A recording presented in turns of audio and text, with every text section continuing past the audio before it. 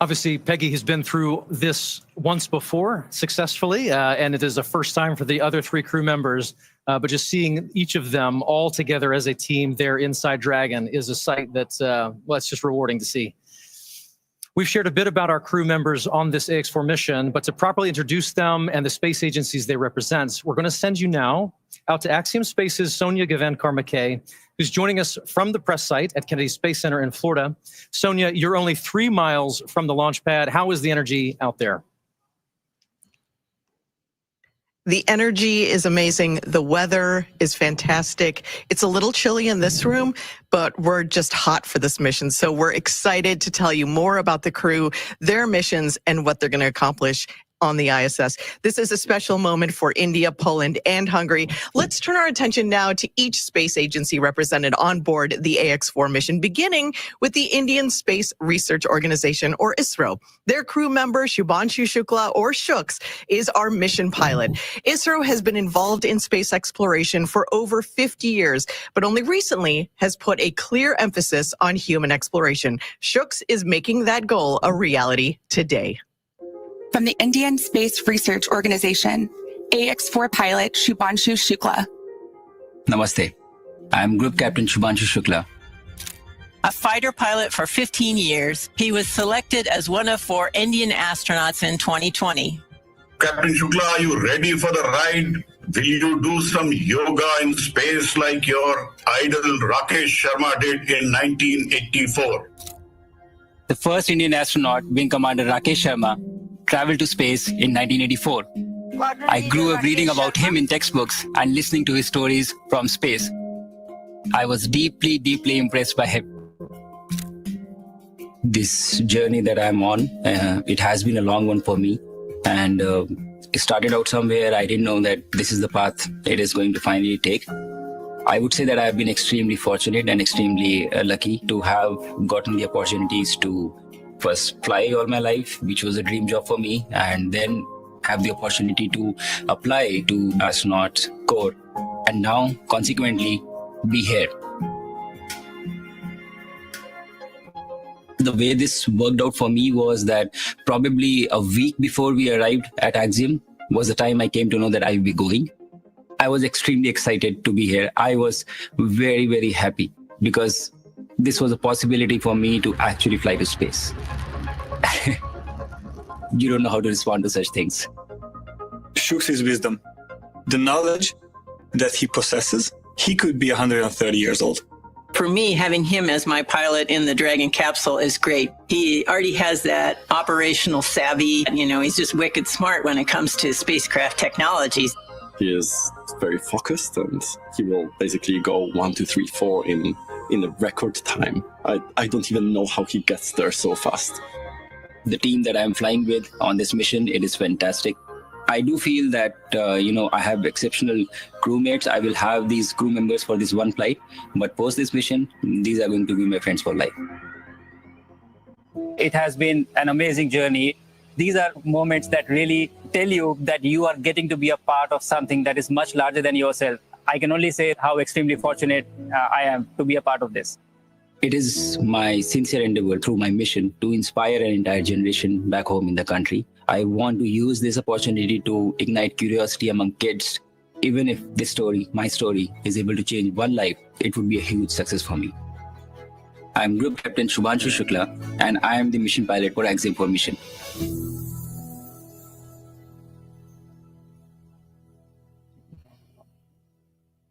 I'm joined now by Prasanth Balakrishnan Nair, a fellow Gaganyaan astronaut from ISRO.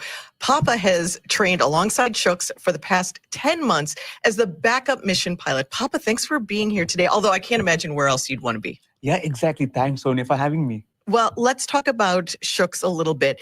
When was the first time you met, and what was that meeting like, and what was your impression of him? Oh, he's a fantastic guy. So we met a few years back. We are both fighter pilots and we are test pilots. So when we got selected for our own Gaganyaan program, that's when we met. And very few people know this. I am 9 years older to him. Oh, really? But I look younger. You do. Yeah. See, I'm not, hair still hasn't come out.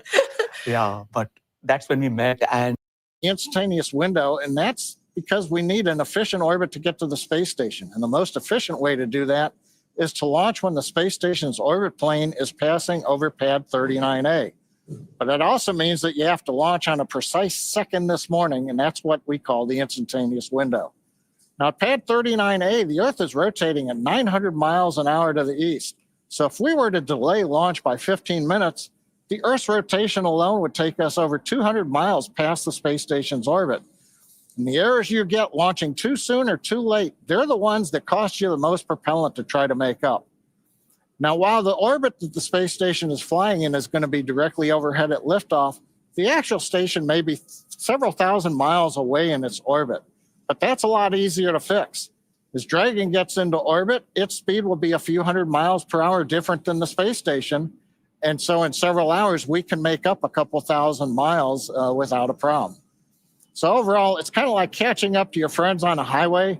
If you're on the same highway, you can speed up or slow down to catch up with the other automobile. It just takes you some time.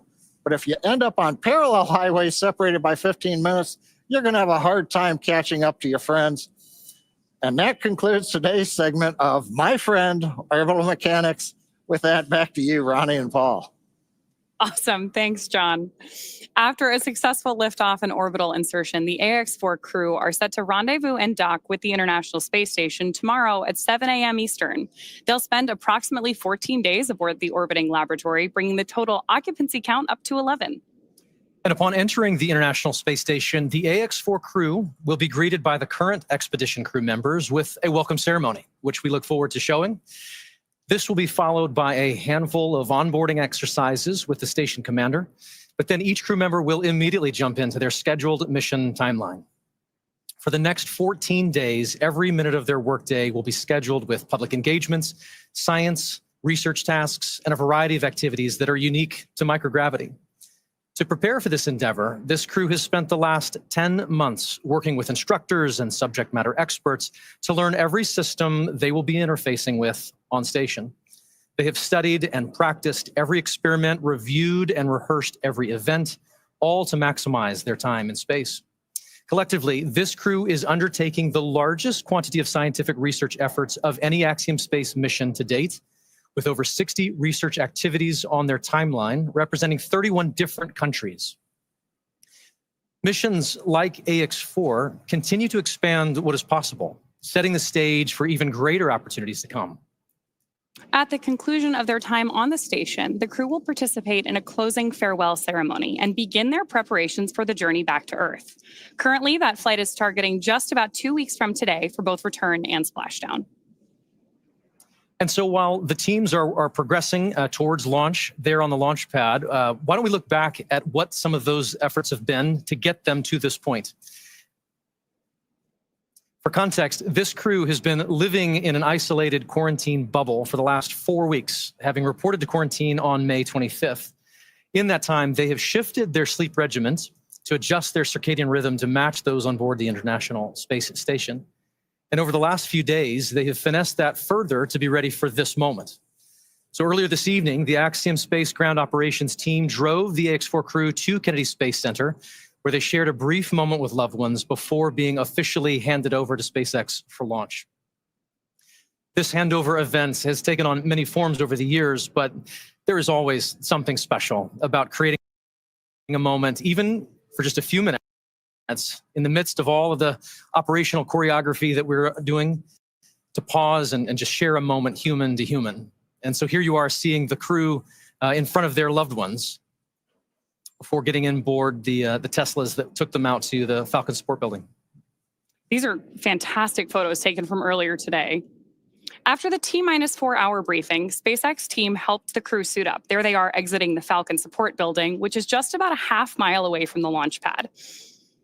Then, of course, they get into the Tesla Caravan together to go to Launch Complex 39A. Can see them moving into the Teslas there.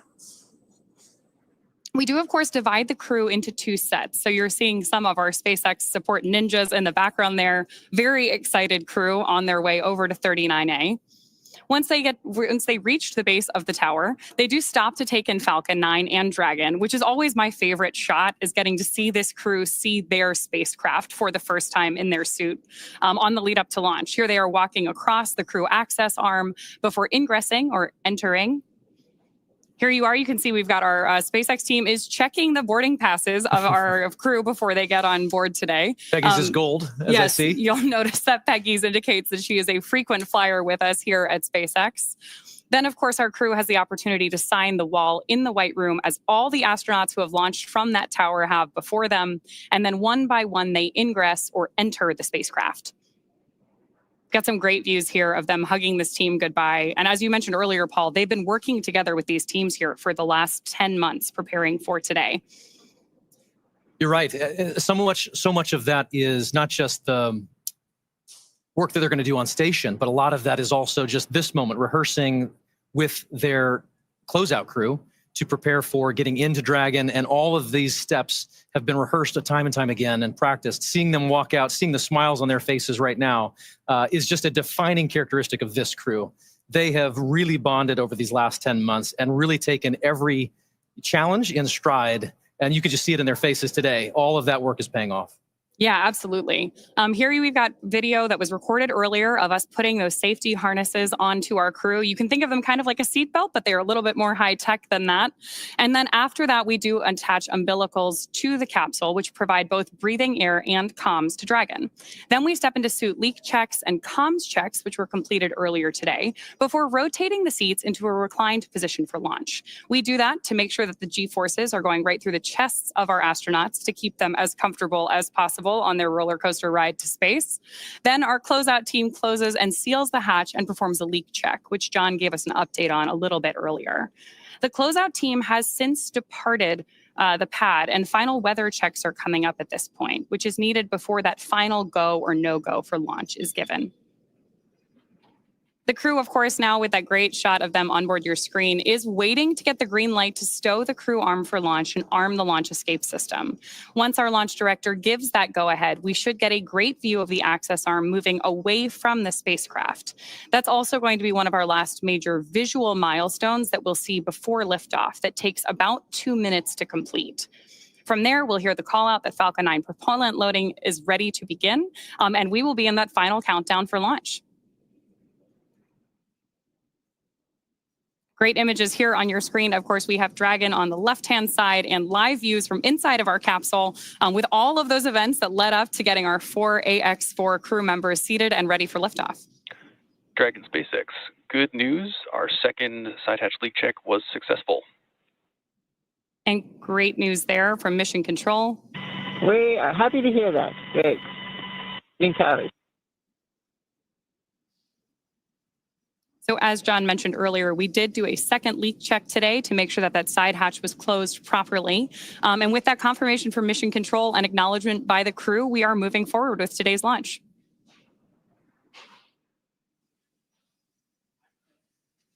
Obviously, Peggy has been through this once before successfully, and it is a first time for the other 3 crew members. But just seeing each of them all together as a team there inside Dragon is a sight that's, well, it's just rewarding to see. We've shared a bit about our crew members on this AX4 mission, but to properly introduce them and the space agencies they represent, we're going to send you now out to Axiom Space's Sonia Gavan-Carmaquet, who's joining us from the press site at Kennedy Space Center in Florida. Sonia, you're only 3 miles from the launch pad. How is the energy out there?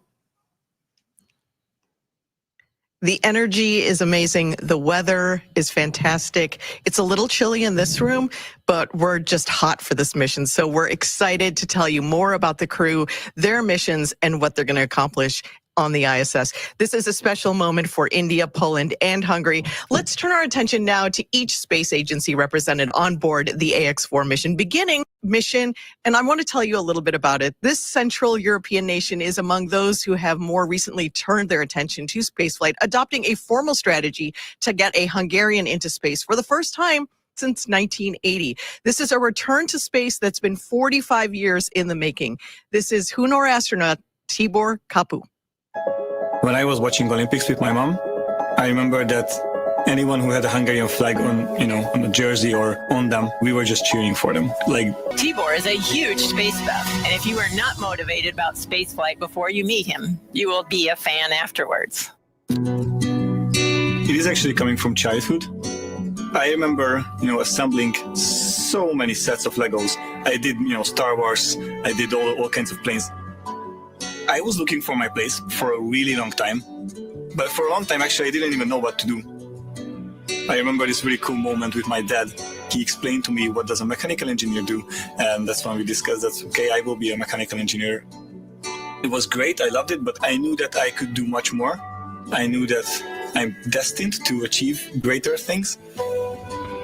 I was a rocket enthusiast for such a long time, but I didn't have a chance to work in that field.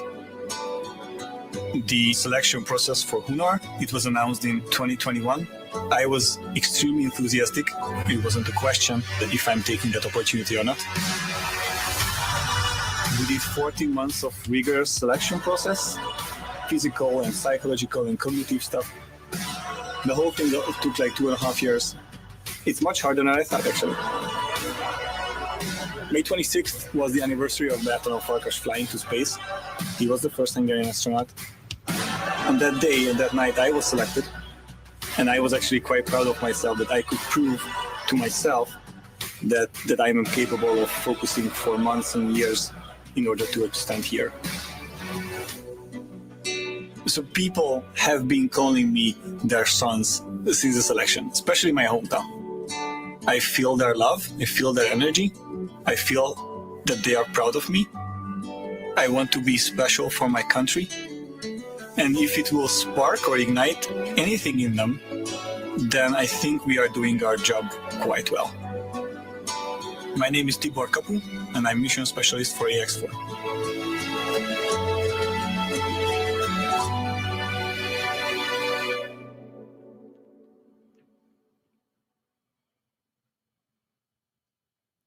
I'm joined now by Gyula Szirinyi, a fellow Hungarian astronaut who has been selected alongside Tibor in Hunar's first class of astronauts. Thank you so much for being here, Gyula. You and Tibor were selected around the same time. Tell us what that moment was like. Thank you. It's a great honor to be here. Well, it's a really interesting story because we had a really long selection process. And after the selection, we had 14 months of basic training in Hungary. And even in these 14 months, we've been to the US and we've met Axiom people. We've been to Axiom, and they also were part of our selection. And after that, our selection happened from the four of us, two of us were selected to do the mission-specific training we are here right now and doing right now, preparing for this mission actually. So this was an amazing journey for us. So the Hunar program only kicked off in 2021. That's a really fast trip to this moment that we're at now. Tell us what that was like. Do you think that this is right on track? Are you excited for the progress that you're seeing? Well, we had to do it really fast because we were not planning for Axiom 4 specifically. We were planning to do a mission. And but Axiom 4 happened, and so we had to jump on it. And it was really, really intense for us. But the basic training were finished, and we could continue our training. But we didn't have a lot of time between selection and the Axiom 4 training. We had around just 1 month of period when we were selected and waiting for a mission. And what stands out to you from that training, from the AX4 training? What stands out? Something that was really bonding, something that surprised you? From the bonding perspective, if you ask for that, I would say that our nose training were amazing, which was when we were at Mexico with the That's what crew. Papa said, that he loved being He did say that. Yeah. Oh yes, that was amazing but it's a great analogy of being on the space station. You are not a very well comfortable position. With the crew, you have to solve problems. It's really like being on the space station, and so I really enjoyed that part. But we've done so many things. It was an amazing journey. Tibor has a very intense mission when he's on the ISS. Lots of things to do.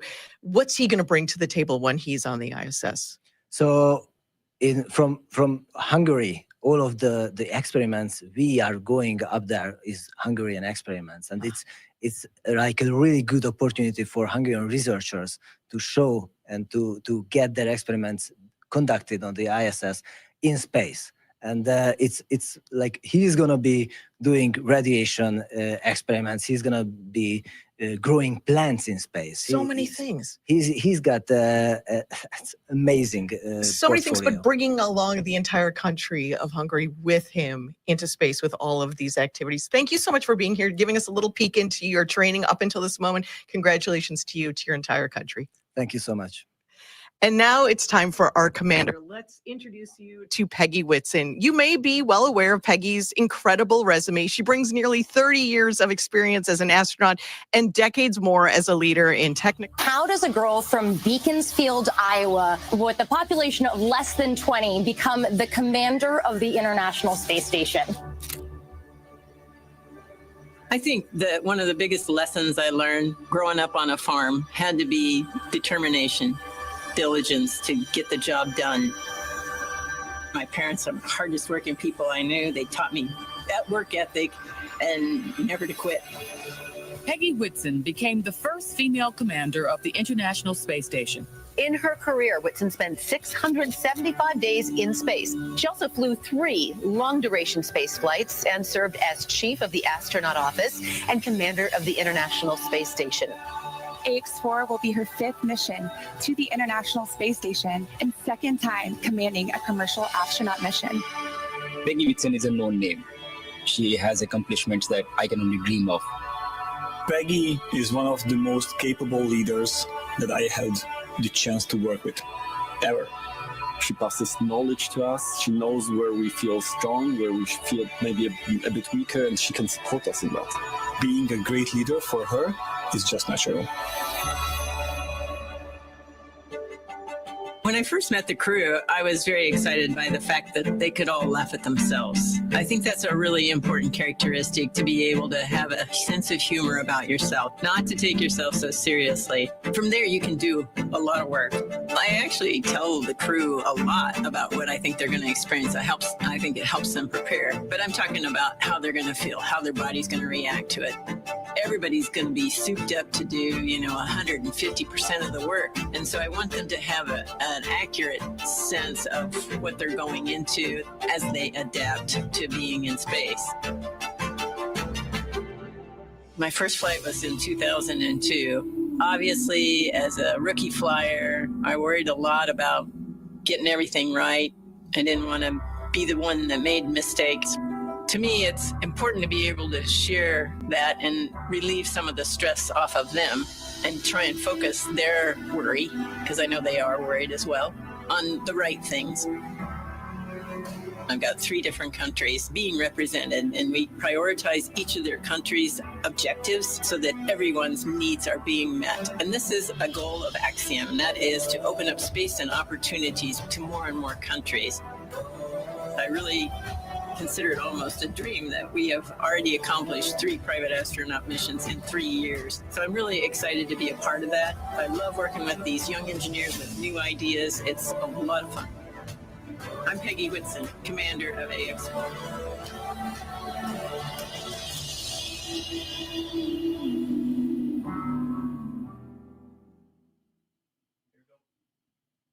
I'm joined now by Axiom Space's Chief Strategy Officer, Matt Ondler. Matt, thanks for being here. Where else would you be, though? No, thanks for having me. This is a fantastic day. Going to be a fantastic launch tonight. So let's talk about Peggy Whitson. Tough question. Can you describe her in 4 words? Sure, you hit me with a hard question right off the bat. I'm going to go with gracious space professional leader. That's pretty good. That's pretty excellent. When Peggy's not preparing to go to space or recovering from coming back from space, what is she doing in the office day to day? Yeah, she's actually very helpful. Her and our other astronauts for Axiom are really helpful in helping us design our space station. And actually, she gets right back to it. After her last mission, it was only about a week, and I found her in the lab helping engineers. We were designing the payload rack, and those sort of insights from someone who's actually been there and had worked in microgravity are really, really important and valuable for our engineers. And I know just walking around the office, you feel like, oh, it's Peggy Whitson. And then she's working alongside you and she's giving you great advice, showing you how to be a leader in every single moment. So it's really wonderful to have her, but also watch her on a mission on the ISS. What excites you about commercial space travel? Yeah, there's a lot of things that excite me about commercial space, but one of the things that I think is going to be so amazing and really change the world is the things we're going to be able to make in space that you can't otherwise make. You know, we're flying over 60 experiments on this flight.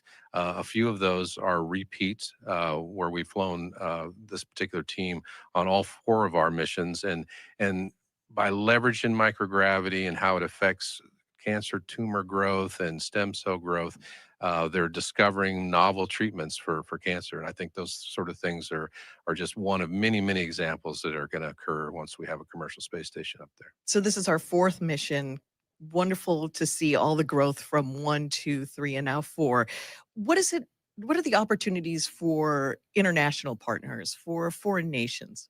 Yeah, I really think that we are becoming the world space agency and really helping lots of countries merge in space. This particular mission is a great example where all 3 of these countries have flown 1 astronaut before, but it was all 40 years ago. So almost 2 generations for these countries. And so it's very, very impactful and very, very humbling to be able to help these countries. You know, one of the things that I Googled this morning was there are 350 million children in India under age 15. So there's more children in India under age 15 than there are people in the United States. Wow. I hope all 350 million of those watch the launch and are inspired by it and want to get into space and exploration and engineering and math. I know that there are watch parties happening right now all around the world. So those children hear you and they will be inspired by this mission. I'm so excited to see what comes out of it and what happens in the future. Awesome. Me too. Thanks, Matt. Thanks for being here. And we'll see you back in Houston in a couple of days. All right. Thank you. Well, this has been an exciting time to learn about all of our crew members. We're going to send it back to Ronnie at Hawthorne. Thanks so much, Sonia. Now we get to talk about one of my favorite parts of human spaceflight, which is the zero-G indicator.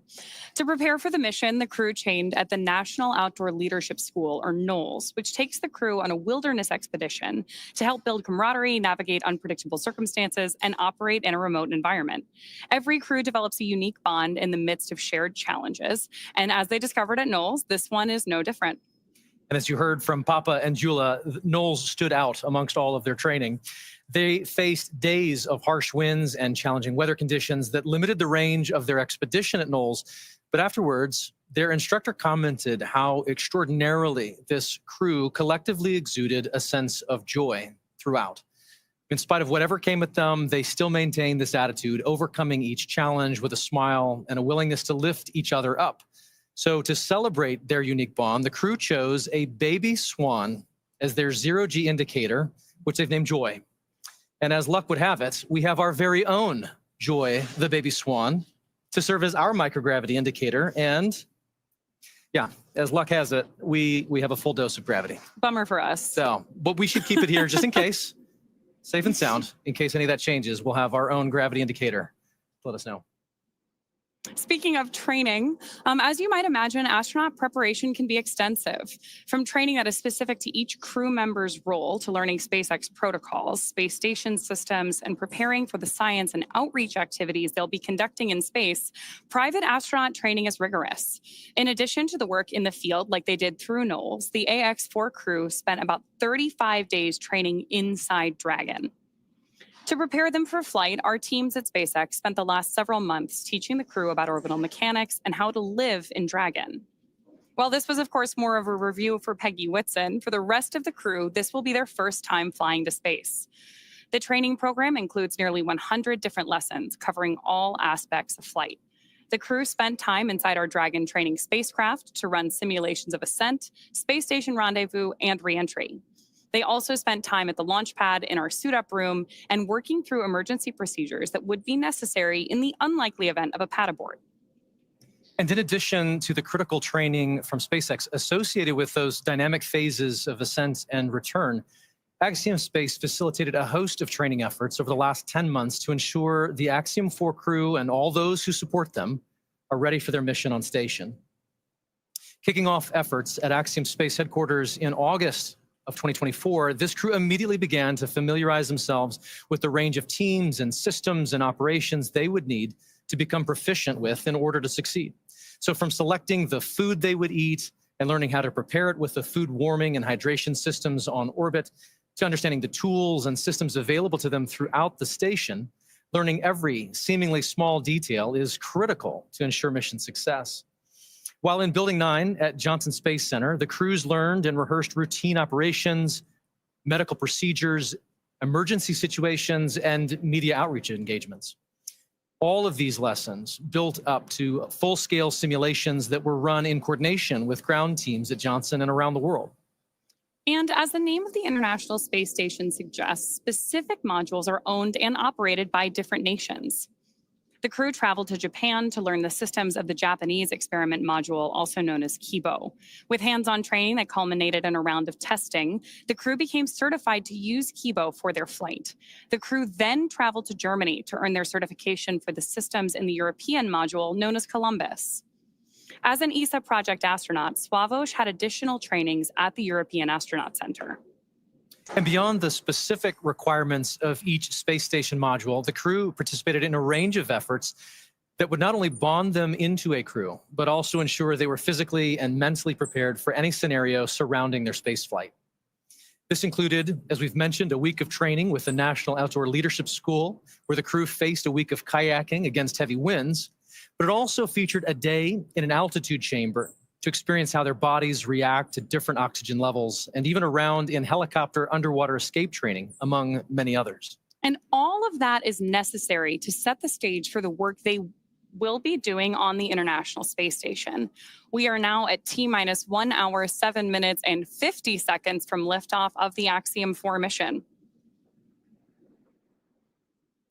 As the countdown continues, let's take a closer look at the vehicles that will be taking the AX-4 crew to the International Space Station today. At the very top is our Dragon spacecraft. This is where the crew is currently sitting and will spend their 28-hour flight to the orbiting lab. With the capacity to carry up to 7 passengers, Dragon has proven to be quite a versatile spacecraft. SpaceX for status update.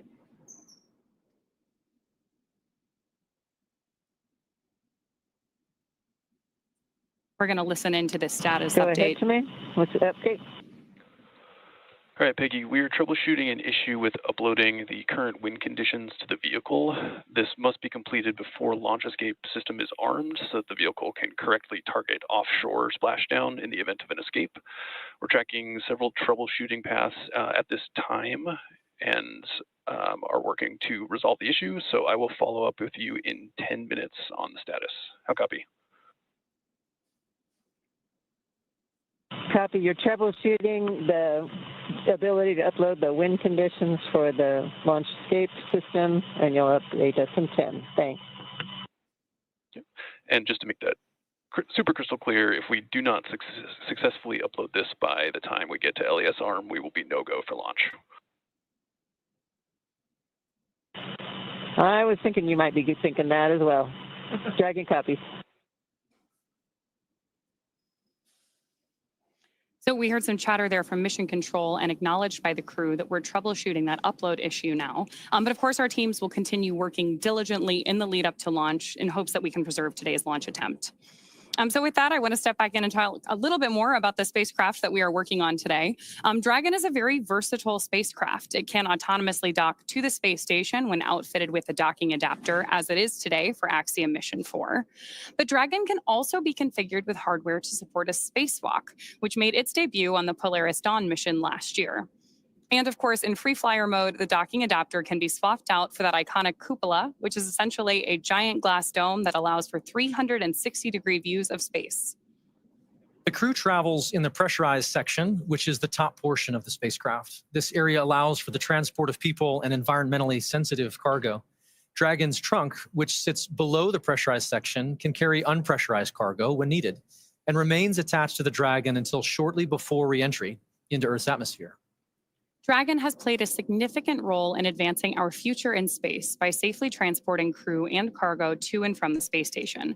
There are currently 4 Dragon spacecraft supporting human spaceflight missions that have docked to the station: Endeavour, Resilience, Endurance, and Freedom.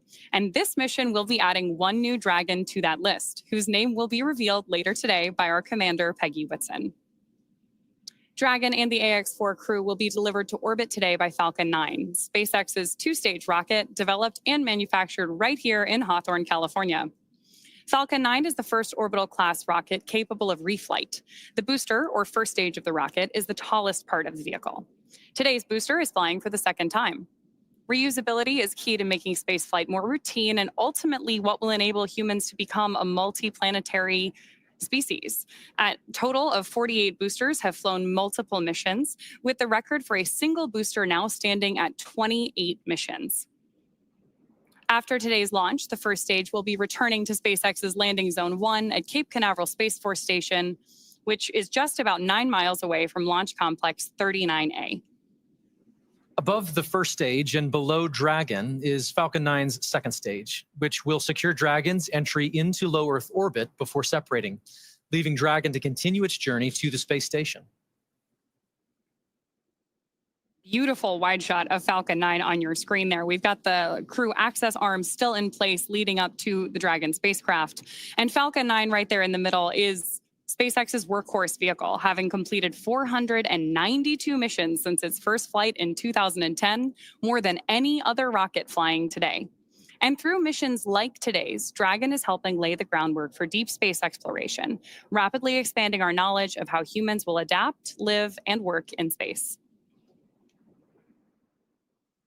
It's hard to believe that it's been 5 years since Dragon radically changed how humanity gets to space. After the space shuttle program ended in 2011, NASA astronauts primarily used the Russian Soyuz spacecraft to travel to and from the International Space Station. From 2011 to 2020, the Soyuz was the only human-capable launch vehicle available. In December 2010, Dragon became the first commercially built and operated spacecraft to be recovered successfully from orbit. This mission, known as COTS-1, was the first demonstration flight for NASA's Commercial Orbital Transportation Services, or COTS program. The purpose of COTS was to develop and demonstrate commercial sources for cargo resupply of the ISS. Fun fact, the Dragon that flew on that historic mission is currently hanging behind us in front of SpaceX Mission Control in Hawthorne. Just 10 years later, in May 2020, Demo 2 launched astronauts from U.S. soil for the first time in nearly a decade. Demo 2 was Dragon's first human spaceflight mission. The spacecraft, named Endeavour, carried NASA astronauts Doug Hurley and Bob Behnken to the International Space Station in the first orbital human spaceflight launched from the United States since that final space shuttle mission in 2011, and it was the first ever operated by a commercial provider. Alongside the NASA missions, Dragon has also flown several private missions to orbit. In September 2021, on the Inspiration 4 mission, Dragon became the first private spacecraft to take an all-civilian crew to orbit.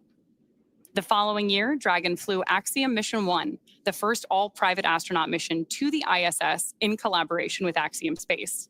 The first of now 4 flights together with Axiom Space to take commercial crews from around the world to the International Space Station. Then in September of 2024, the Polaris Dawn mission delivered the first commercial spacewalk. And most recently in March, Dragon supported the From-2 and NASA Crew 10 missions. From that first crew mission in May 2020 all the way through today, Dragon has supported 17 human spaceflight missions and flown 66 crew members representing 17 countries. Overall, Dragon has flown 52 missions, carrying over 300,000 pounds of cargo to space. In the history of human spaceflight, fewer than 700 people have ever been to orbit. At SpaceX, we want to help create a future where not just hundreds of people, but thousands and ultimately millions of people can travel off Earth to live and work in space and on other planets. Each of those missions you just mentioned represent truly significant firsts that have helped shape this generation of human spaceflight. And at Axiom Space, we've had the opportunity to provide foundational firsts as well. Working with SpaceX and NASA on all 3 of our orbital spaceflight missions to date to fully appreciate the progress being made together, it's worth noting that our 3 flights have helped provide greater access and set new precedents worldwide for private astronaut missions aboard the International Space Station, all within the last 4 years. I'd love to take a quick look back at just a few of these with you now. On April 8th, 2022, just over 3 years ago, Axiom Mission 1 launched aboard Dragon Endeavour on a mission that would span 17 days on orbit, with 15 days of those on board the International Space Station. Led by Commander Michael Lopez Alegria, the crew facilitated 26 research payloads and participated in over 30 STEAM events. Beyond the onboard science efforts, this mission was a pivotal moment for the community at large, serving as a proof of concept for how private operations could be conducted on the orbiting lab in conjunction with the expedition crews living aboard the International Space Station.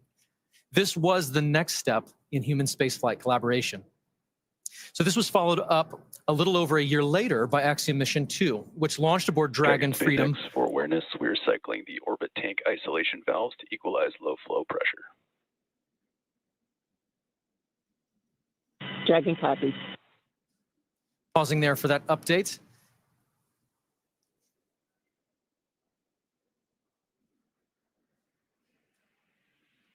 And I believe that may be all for that.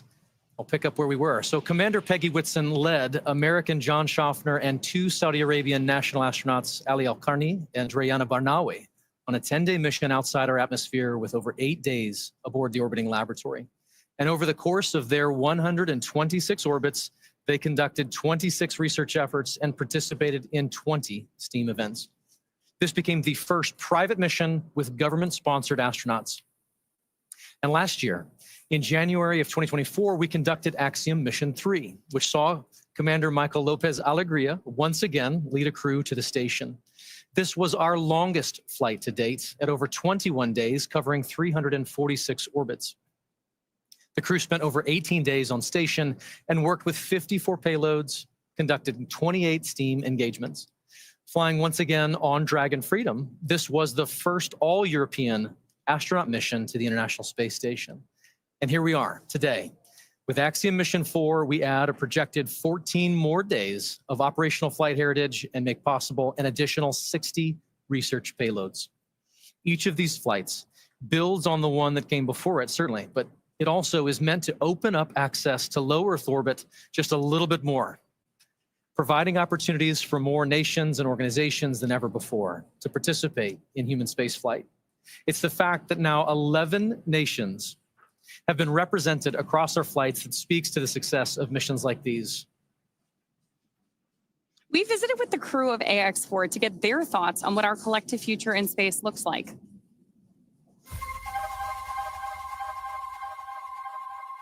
I believe that SpaceX and Axiom Space are serving as pathfinders for what commercial space is going to be in the future. It is like a paradigm shift in how we used to think about space. And companies like SpaceX, Axiom Space are doing things that entire countries have done in the past. SpaceX is a crucial partner that allows us to go to the International Space Station. In general, space is a big team sport, and that collaboration offers more and more possibilities to explore. In our case, this is the Dragon capsule and the Falcon 9 rocket. In the future, it might be different solutions. It has been 5 years now that SpaceX have been sending humans to space. We are using SpaceX technology because we know that it's safe and reliable, and that it will bring us safely to the International Space Station. Not only going there, but also coming back. The end goal for Axiom is to have that mission and presence in low Earth orbit that will enable scientific research, technology demonstrations, and expand what we are doing in space. These precursor missions like the Axiom 4 mission are just the tip of the iceberg for expanding in low Earth orbit and way beyond even. Like we say, space has space for everyone. And this is what it means. And I think that is the essence of spaceflight. I love Peggy's comment there that this is really just the tip of the iceberg. Absolutely. The International Space Station may not last forever, but there's a lot in the works today to enable even more research and more capabilities off-planet. Of course. And so for Axiom Space, missions like AX4, as we've said, not only create opportunities for our customers to accomplish their goals in microgravity, but they are also invaluable in developing our teams and our systems for our own future Axiom Station. When the time comes and the International Space Station reaches the end of its operational life. Dragon SpaceX for awareness, we are continuing troubleshooting on the wind file upload. It has not been resolved yet. Troubleshooting is continuing. To follow up on that comment we had earlier.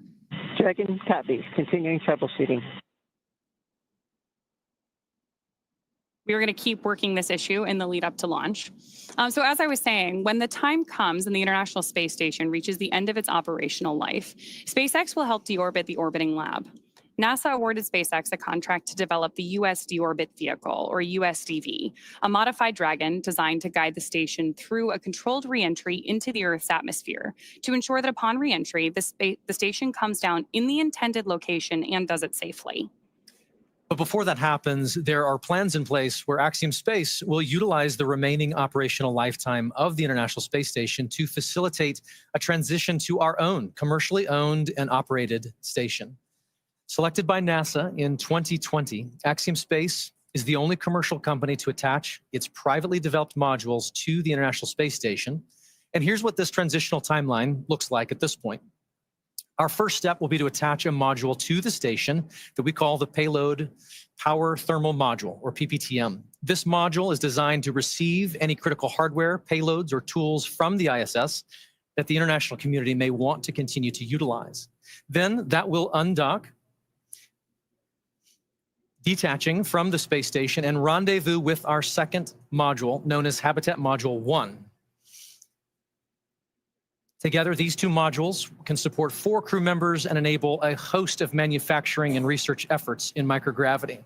From there, the station will continue to build out over the following years until we have built out an entire Axiom station, as you see it there, with a second habitation module, an airlock, the open windows down below, the Earth Observatory, and the research and manufacturing lab. All of this, once fully assembled, allows Axiom Station to enable customers to forge their own future in low Earth orbit. Speaking of our future in low Earth orbit, let's get a status update from John I about today's mission. Well, Ronnie, we're just inside T-minus 53 minutes. We're continuing to count down. Obviously, the thing we're waiting to hear from over the countdown net is the troubleshooting going on with the wind upload of data to the Dragon spacecraft. We heard just a couple of minutes ago, they're still working on it. We have to have that on board before we get to essentially crew access armor track and then launch escape system armed. So we're going to continue to monitor that as we get a little bit closer. Now on the Falcon 9, good news, the chief engineer pulled the team. They don't see any issues right now. They'll be doing their final pull at T-minus 45 minutes or so to go into propellant load. Now, we talked about Dragon. They're working no other issues other than getting the wind file uploaded. The good news, weather. The weather officer T-minus 1 hour said phenomenal. So we'll take that all night long. And then finally, around the launch pad, flight danger, hazard areas are clear, both around both pad 39A as well as tonight landing zone 1, because the first stage is coming back about 9 miles south of the launch site. So currently everything continuing to look good except for that one issue we're working on Dragon. We'll keep listening in. We'll bring an update. We'll keep our fingers crossed. But we're coming up on T-minus 51 minutes. Everything continuing to count down, hopefully to an on-time launch just less than an hour from now.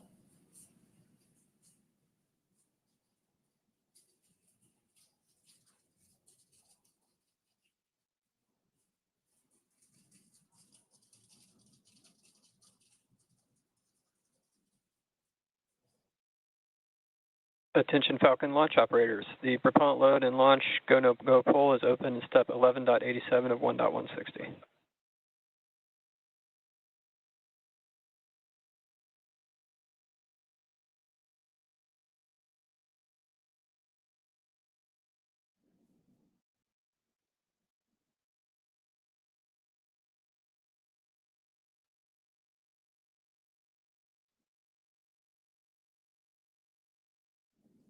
And at just under an hour to go until launch, we want to welcome in all of those tuning in by way of NASA's live stream that have just joined our launch coverage of Axiom Mission 4.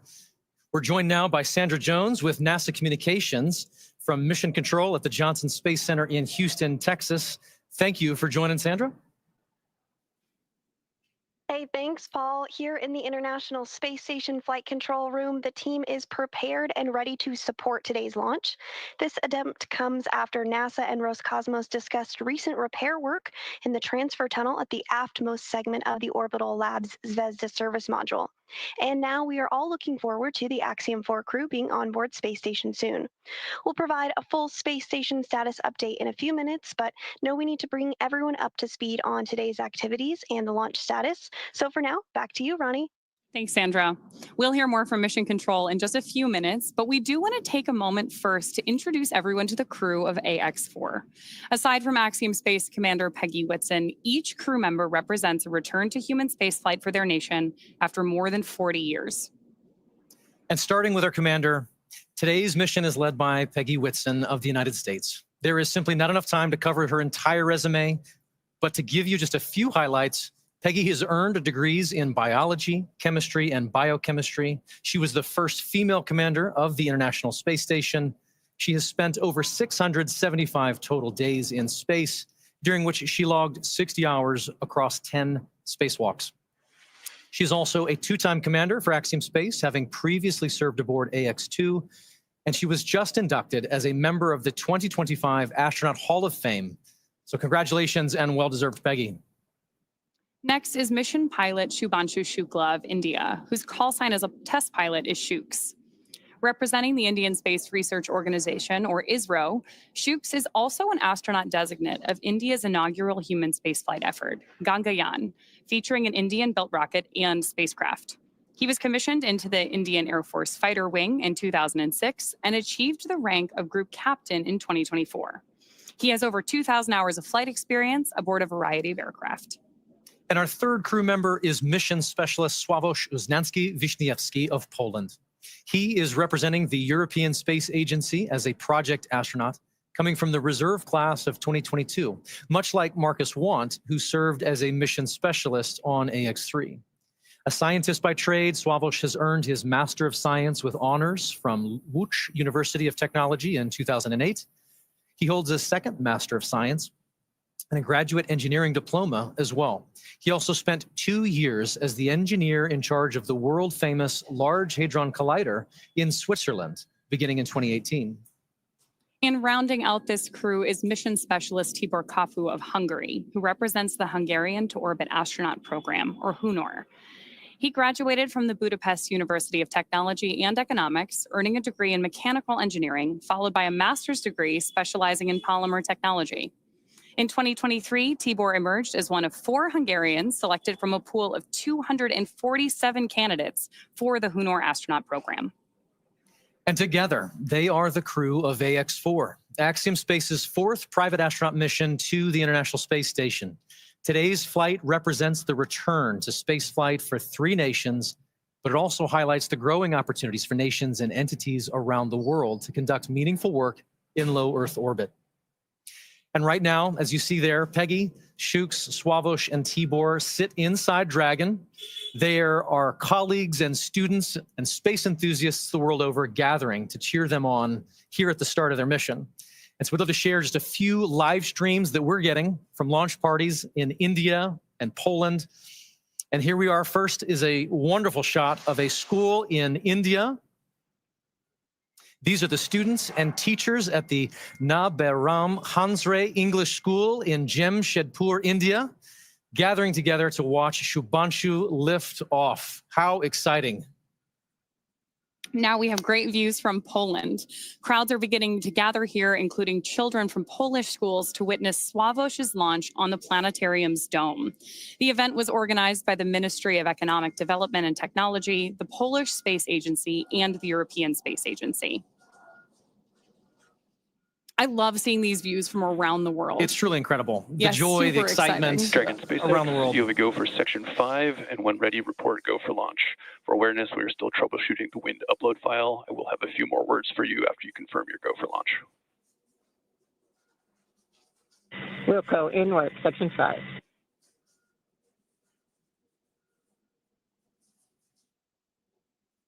And SpaceX, Dragon, we are go for launch. Section 5 is complete. Copy, Section 5 complete. All right, for awareness on timeline, we have to have the launch escape system armed by T-minus 37 minutes. So we are going to take this as far as we can. What I'll need from you guys is a very fast turn on the commanding for launch escape arm, provided we get to that point. I'll copy. Copy. Understand LAS has to be armed by no later than T-minus 37 minutes, and we will be prepared. Copy that.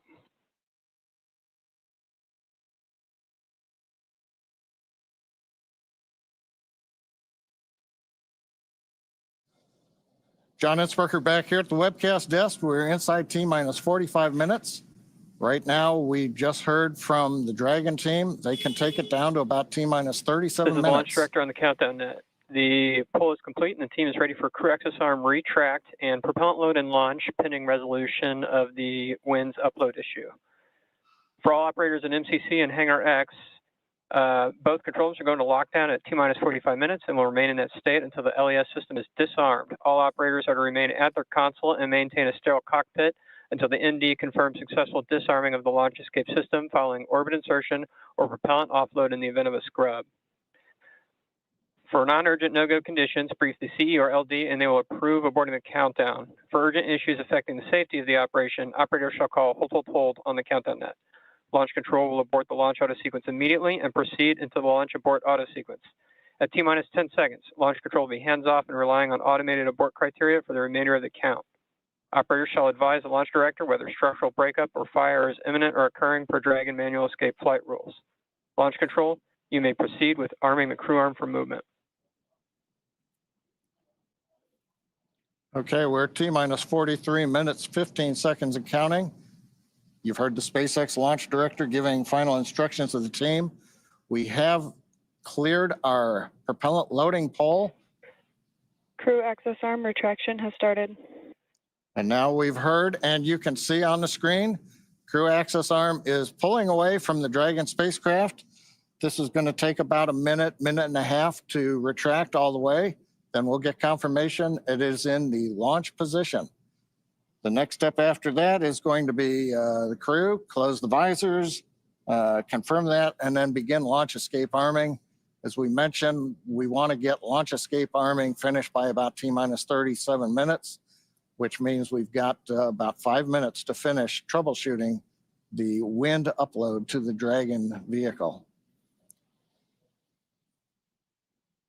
Now, currently on Falcon 9, all conditions are go on the launch vehicle. That was the poll that we, and the instructions we heard from the launch director. Dragon's working its one issue. Weather looks good. Range is ready to support. Crew access arm retraction complete. All right, that is the confirmation. The arm is back in the launch position. Next, they'll give the crew the command to go ahead and close and lock their visors.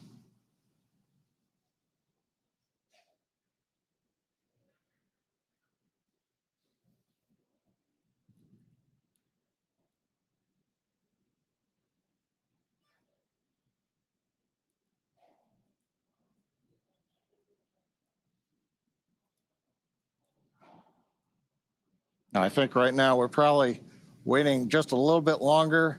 We want to give the Dragon team as much time as they can have before we move into the sequence where we then have the crew arm the launch escape system.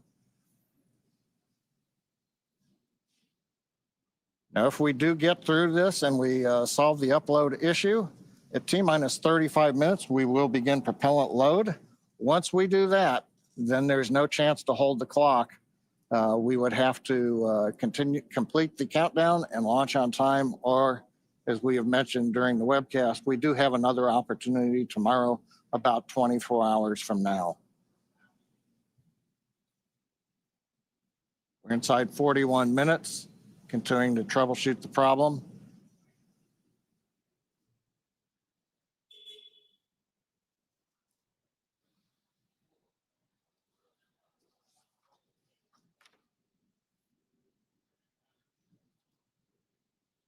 View of the crew inside the capsule on the right-hand side. See the status bar on the bottom and the clock counting down.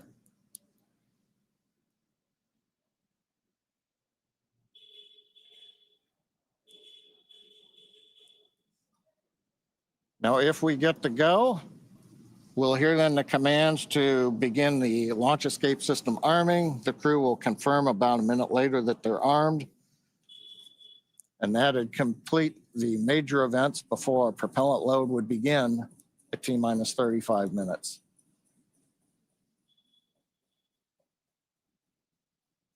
Views of Falcon 9 and Dragon on Launch Complex 39A on the Kennedy Space Center.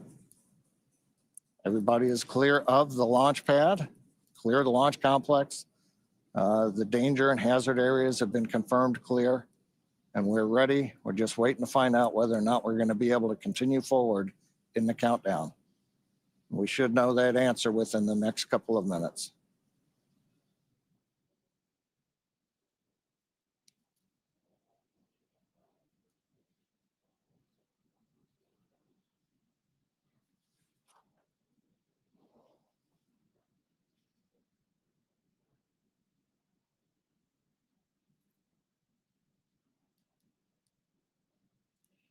Now, if need be, if we do have to hold the countdown, that would be a scrub for the night. Right now, as we talked about earlier, the space station orbit is passing over Kennedy Space Center, getting everything aligned. SpaceX wind upload is complete. You are go for Section 6, close visors and arm launch escape system.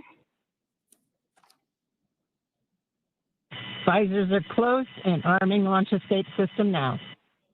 All right, that's good news. We've got the winds uploaded. Closing the visors, you can see on the screen. We're also going to begin escape system arming. It's going to take about 50 seconds once they get into it. We will then get confirmation that the launch escape system is armed. And from there, we will move into propellant loading coming up in 3 minutes at T-minus 35. So we passed a major milestone, everything looking good. And it's kind of quiet here right now. Everybody's kind of tense. We're waiting to see how it go, Paul. But with that, it looks like we're doing good in the timeline. We can take a sigh of relief. Smiles are returning.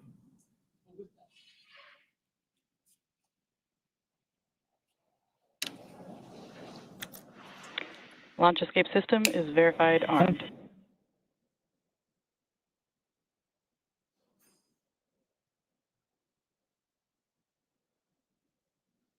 Very good. With all of those call outs and the progress now being made again towards launch, let us tell you more about their destination, the International Space Station. And with that, we'll send you to NASA's Johnson Space Center and Sandra Jones for all things tracking about the mission. For the start of propellant load. Thanks, Paul. I'm here in the International Space Station Flight Control Room at NASA's Johnson Space Center in Houston, Texas, where teams are working around the clock to monitor the Expedition 73 crew and systems aboard the orbiting laboratory. Today, this team is ensuring the station is ready to receive Dragon and the Axiom 4 crew. Private astronaut missions are an important component of NASA's strategy for enabling a strong and competitive economy in low Earth orbit. Unique to Axiom 4, NASA is collaborating with the Indian Space Research Organization, or ISRO, on 5 joint science investigations and 2 on-orbit STEM demonstrations, which help showcase the strength of international collaboration and the shared commitment to expanding access to space. As the International Space Station nears the end of its operational life, NASA plans to transition to a new model featuring commercial space stations to maintain its leadership in microgravity research and ensure a sustainable access to low Earth orbit for the benefit of humanity. So let's take a moment now to learn more about the International Space Station and NASA's commercial future in low Earth orbit. For more than 25 years, NASA has used the International Space Station to advance the nation's scientific and exploration goals, completing research not possible on Earth. With international partners, the orbiting laboratory has supported more than 4,000 science investigations and served as a test bed for technology demonstrations and human research to better explore the Moon, Mars, and beyond. Through NASA's investment, the United States is operating multiple commercial cargo and crew transportation spacecraft, and now is developing fully commercial space stations for low Earth orbit. With transportation and destinations, NASA's efforts are opening opportunities for private industry to use space for new markets that could benefit from microgravity. The International Space Station is the blueprint for international partnerships and commercial opportunities in space. As NASA looks to buy services from private industry, the agency looks to the future, exploring the secrets of the universe for the benefit of all.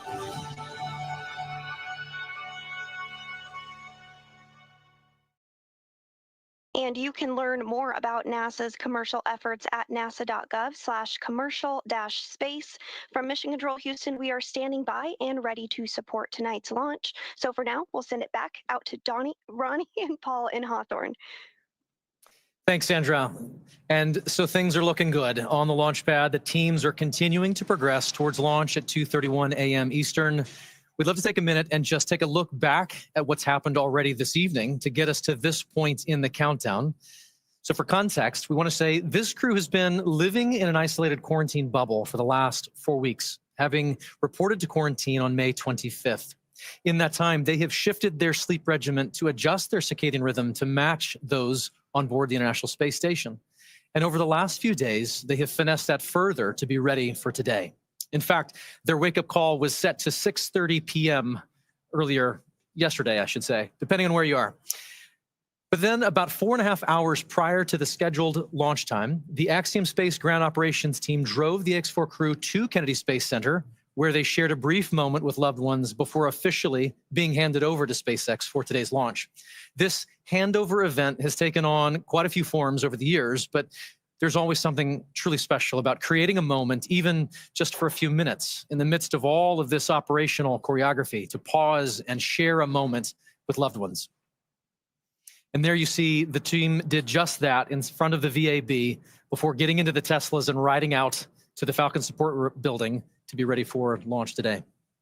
Absolutely.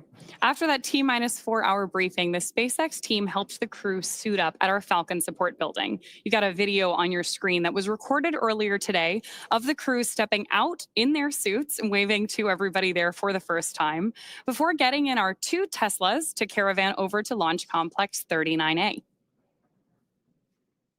They do ride in pairs over to 39A, often accompanied by members of our launch closeout team, who you see there as the crew celebrates that they are on their way over to launch.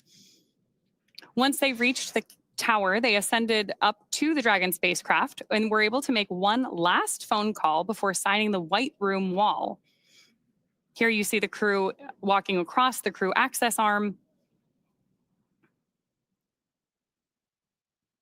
getting their boarding passes handed to them and checked by our closeout team. You'll notice that Peggy Whitson's is gold because she is a frequent flyer with us here at SpaceX.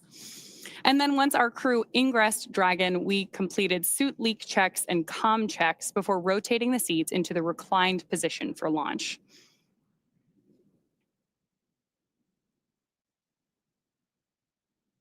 Love these videos of them up in the White Room there. You can see those signatures on the wall behind them, hugging the closeout team before ingressing the capsule.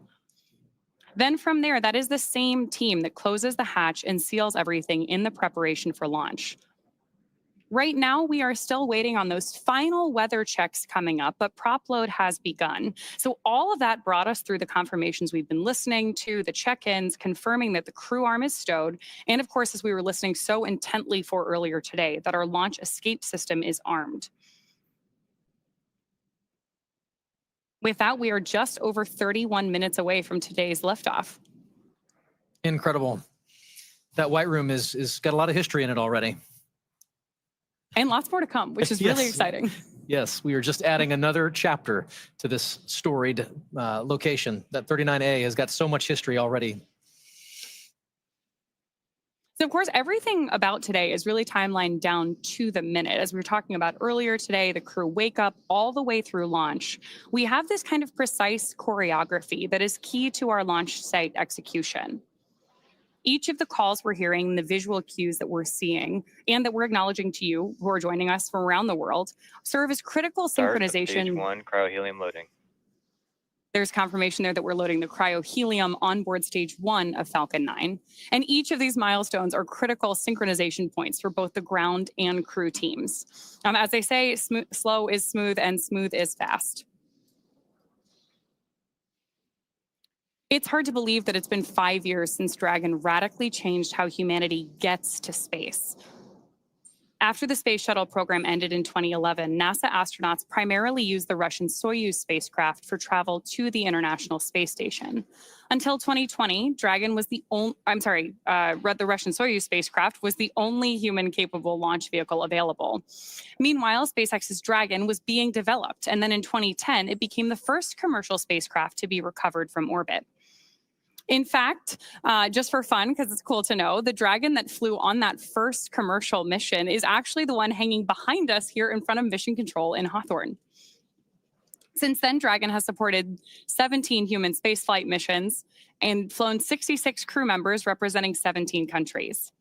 Overall, Dragon has flown 52 missions, carrying over 1,000 experiments and over 300,000 pounds of cargo to space. And each of those missions represents a host of firsts that have helped shape this generation of spaceflight. To fully appreciate the progress being made together with SpaceX and NASA, it's worth noting that Axiom Space's 3 missions to date have helped provide greater access for nations and researchers, setting new precedents for private astronaut efforts aboard the International Space Station. And AX-4 adds to that growing flight heritage. After a successful liftoff and orbital insertion, the AX-4 crew are set to rendezvous and dock with the International Space Station tomorrow. They'll spend approximately 14 days aboard the orbiting laboratory, bringing the occupancy count up to 11. And over the last 10 months, this crew has been working with instructors to learn every system they will be working with on station. They have studied and practiced every experiment, reviewed and rehearsed every event, all to maximize that time in space. Collectively, this crew is undertaking the largest quantity of research efforts of any Axiom space mission to date, with over 60 research activities on their timeline, representing 31 different countries.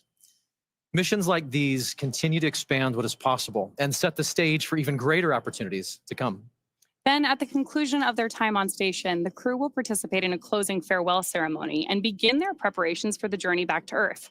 As we've mentioned a couple of times, that'll be about 14 days from today.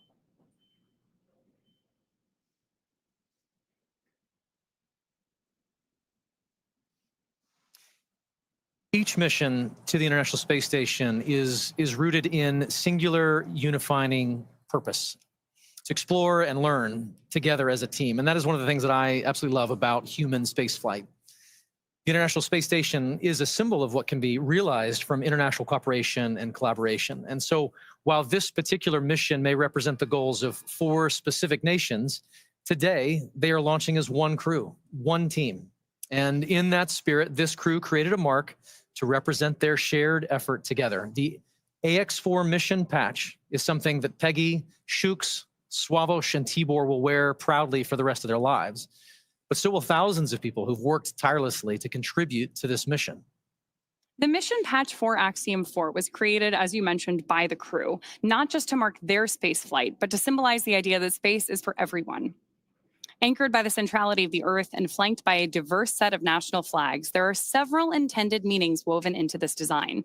For instance, the 7 stars represent the 7 continents and point to global inclusivity. The 4 white lines ascending from the Earth to the International Space Station symbolize the physical journey of this mission, and together appear to make panes of a spacecraft window, much like the view the astronauts will have from Earth orbit. And the overall gem shape of the patch is a reminder of the precious responsibility we all have to our planet, to cherish and to protect our homeworld. And in addition to the mission patch, another favorite tradition of human spaceflight is the zero-G indicator. To celebrate their unique bond, the AX-4 crew chose a baby swan as the zero-G indicator, which they've named Joy. And today, we have the opportunity to have our very own Joy joining us to help us keep an eye on the gravity levels here in Hawthorne. So far, pretty stable. Yeah, all systems nominal, I would say. Very, very nominal. Yes.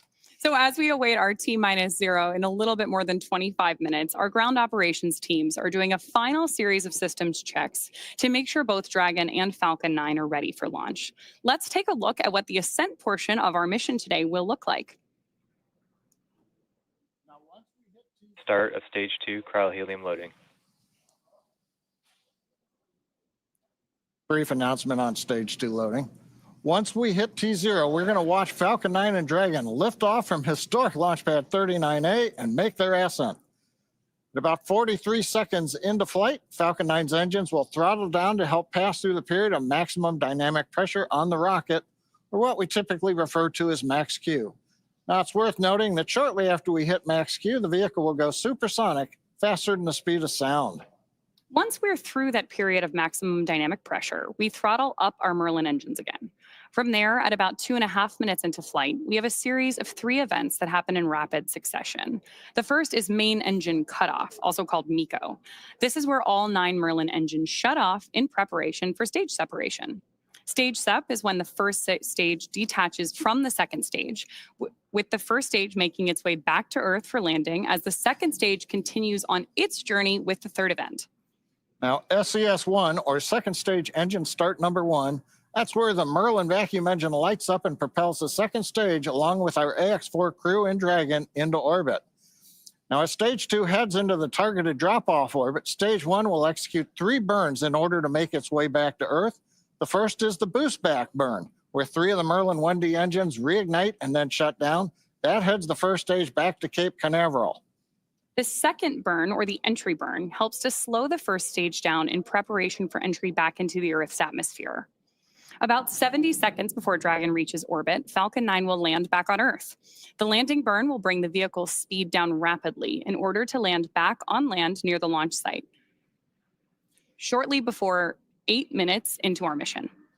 And then a little less than a minute after that, at T plus 8 minutes, 48 seconds, the second stage will cut off its 1 Merlin engine that was ignited right after stage separation. That concludes a burn that lasts just over 6 minutes to get into orbit, but we'll wait to hear confirmation of insertion into a good orbit. Then Dragon and the second stage begin preparations to separate Dragon. About 51 seconds after we get into orbit, we should have a great view of Dragon with the 4-person crew drifting away in Dragon, moving away from the second stage. Once Dragon's a short distance away, it'll begin checkout of the Draco maneuvering thrusters. That'll make sure Dragon continues to increase separation distance from the second stage. The nose cone deploy sequence will initiate just before T plus 12 minutes and finish around T plus 15 minutes, exposing Dragon's docking mechanism in advance of arrival at the International Space Station. Speaking of which, we should hand it back now to Sandra Jones at NASA's Mission Control Center in Houston, Texas, for a quick update. Sandra? Thanks, Ronnie. The space station team here in Houston is focused on the critical systems of the International Space Station, all continuing to function as expected ahead of launch. Everything is looking good, and the station will be ready to receive Dragon and the Axiom 4 crew on Thursday.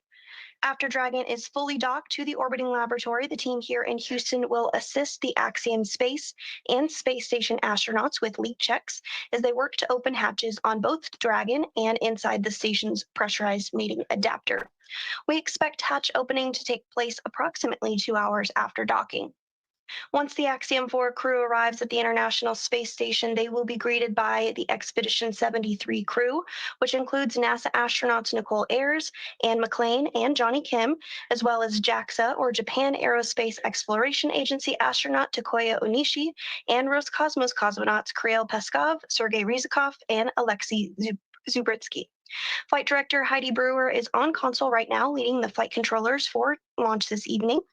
And with Mission Control in Houston go for launch, for now, we'll send it back over to Sonia at Kennedy. Thanks, Sandra. To dive into some of the science highlights, I'm joined now by Axiom Space's Chief Scientist, Dr. Lucy Lowe. Lucy, thanks for joining me here at the desk. With so many science portfolios that are going to be accomplished, there are more than 60 from more than 30 countries. We can't cover it all. Give us a high-level look of what this portfolio looks like. Yeah, so happy to, Sonia. So this mission is chock-a-block, jam-packed full of really interesting and exciting science. We have everything from human research, understanding how the human body reacts to space. We have some really fun life sciences experiments looking at growing plants and all kinds. We have some physical sciences. We have lots of technology demonstrations. And my favorite, lots of science, technology, engineering, art, and mathematics outreach events. All the STEAM things. Exactly. So we've had great success with AX1, 2, 3. Do we have any return payload flyers for AX4? We do. We have our partners at the University of California, San Diego and the Sanford Stem Cell Institute flying their cancer cells in low Earth orbit for the 4th time with Axiom. So this team is actually looking at how the cancer cells respond to space. And on this mission, they're actually testing a newly approved drug that's just about to enter clinical trials. Amazing. So really exciting. So let's take just a brief look at each of the country's portfolios. Let's start at the head. At the top. Okay, off we go. So we're going to bring on our willing participant who is going to model, our lovely assistant who is going to model one of the experiments from this portfolio. So Israel here is wearing a functional near-infrared spectroscopy cap, which has optodes in the top, which can actually look at how blood is moving around, which is a correlate for neural activity. So it's a way to actually monitor brain activity in space. And what the team is doing is looking at these signals and how they're going to collect the data. And they're actually creating what they're calling a brain-computer interface or a brain-machine interface, which could be really interesting and useful, not only for future exploration missions, but also for applications back here on Earth. So, for example, for rehabilitation after neurological disorders. And which country's portfolio is this from? This is from ESA and the Polish Space Agency. Amazing. So what is ISRO doing? What's their portfolio look like? So ISRO has a very, very busy portfolio. So Shukla is going to be doing lots and lots of research throughout the mission. So their team is going to be looking at cyanobacteria and microalgae, and they're going to be looking at how these could be used for food or for fuel or for potentially even life support systems on orbit in future. The team is also looking at muscle cells. They're seeing how muscle cells respond to access to microgravity. So when the human goes into space and there are changes, physiological changes that happen very quickly that can impact the muscle cells. And so the team is going to be looking at some of these changes to muscle cells in space and then applying that understanding not only to developing countermeasures for future crew, but also to take that learning and then understand more about diseases that might affect muscle wasting back here on Earth. I wish that this was on so we could see if anything was lighting up with Israel. Thank you so much for helping with this. I'm going to turn this way and I'm going to get the Dyros B project. Israel, thanks for joining us here, showing off the headset there. This is fascinating.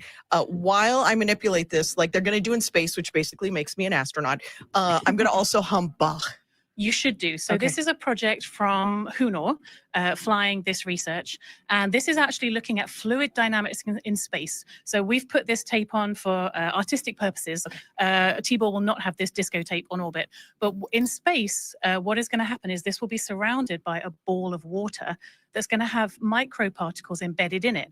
And as a video is recording and he's turning the handle to music, exactly. The tempo at which he's turning the handle is going to increase, not too much.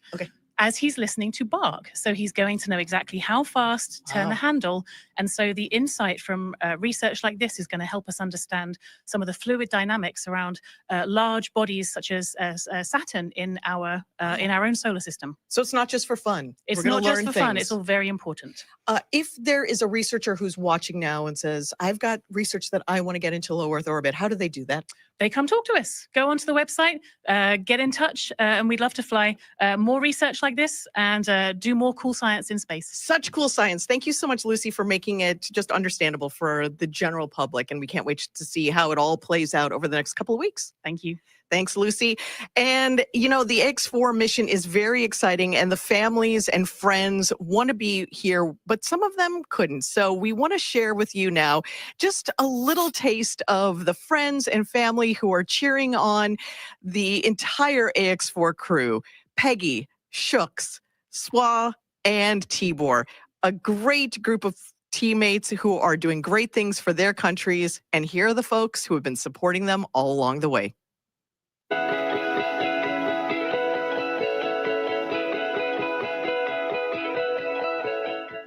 On behalf of the Axiom Mission Operations Team, we're wishing you a safe, productive, and fun mission. Go AX4.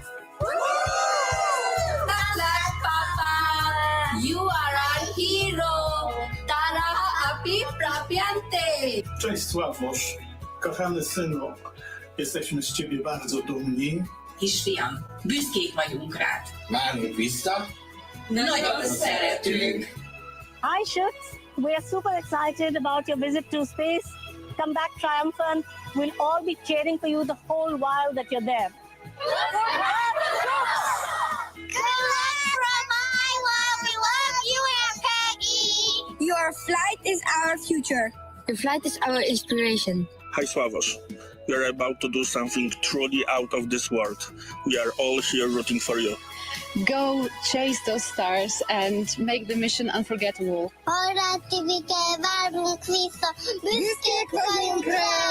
Hey, cheers! Wishing you all the strength, courage, and wonder as you embark on this extraordinary mission beyond our world. Szia, Tibike! Sok sikert kívánunk a küldetéshez, várunk haza! Nyugi, nem lesz semmi zűr, irány az űr! Hi, Slavos. We are so proud of you. Seeing you make your dreams come true is just amazing. Enjoy the adventure. Earth is waiting for you. Going is go! Going is go! Hi, Shuks. Wishing you a safe and inspiring journey beyond the stars. You make us proud. The sky is no longer the limit. We are incredibly proud of you. Go to space. Have fun. Make history. Come back safely. We are waiting for you. Hey, Shuks, you're going to be doing just great in space. Rock on, man. Rock on.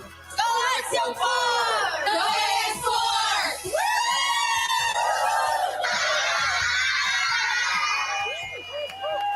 Greetings from India.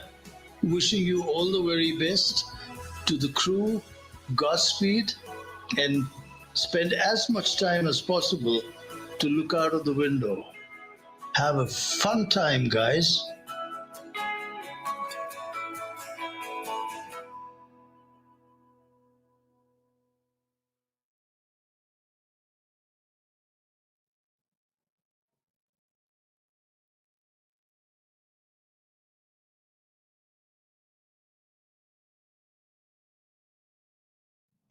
Sonia, thank you so much. What great commentary from Lucy and all of those portfolios coming together. We're excited to see this team get to work on station.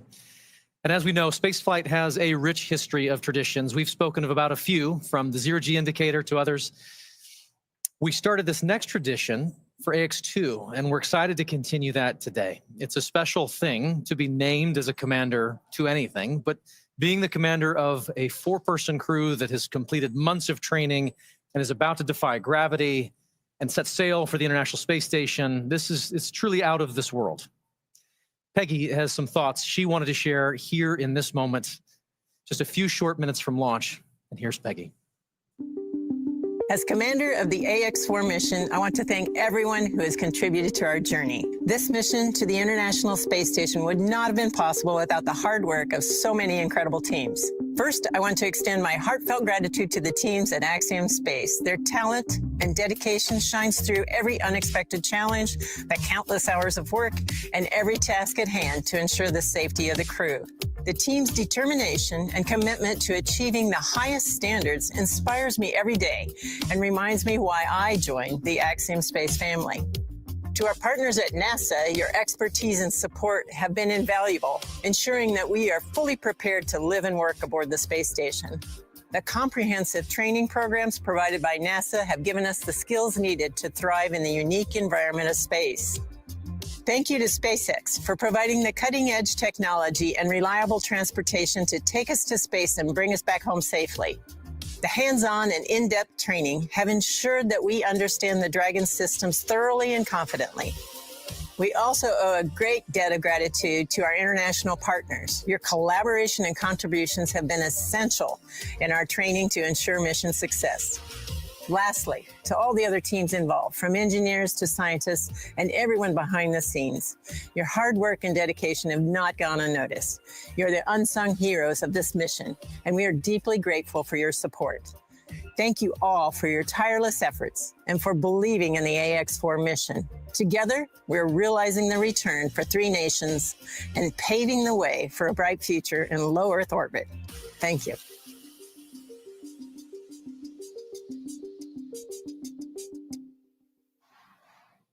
Awesome words from our commander there. And of course, with that, we are just under T-minus 11 minutes until our liftoff at 2:31 a.m. Eastern today from Launch Complex 39A at Kennedy Space Center.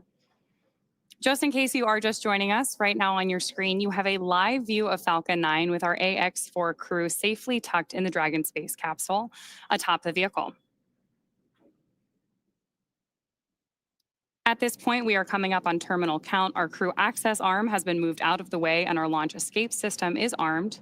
And we are standing by for that final process by which we step into our terminal count, get ready, Dragon and Falcon for liftoff. Dragon SpaceX, confirm crew displays are configured for launch. The displays are configured for launch, and the Axiom 4 crew would like to thank the incredible teams that have made this moment possible. To the Axiom Space Team, you poured your hearts into this mission. Your passion and dedication have lifted us higher. We wear this patch with pride because of you. To NASA, thank you for the decades of knowledge, the training, and the trust. You've shaped generations of explorers, and we're honored to carry that legacy forward.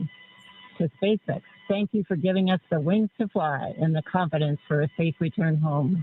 And to our international partners, thank you for standing with us across borders, united by shared purpose. And to every person behind the scenes, engineers, trainers, families, and friends, you are the quiet force behind this mission. We carry the hopes of many with us. As we realize the return, we will bring those hopes home to you. Thank you. Peggy, Shooks, Suave, Tibor, from all of us that are staying here on the ground, we look forward to your mission. All the hard work from our teams culminates here, so good luck, enjoy the ride, and science the heck out of all your experiments.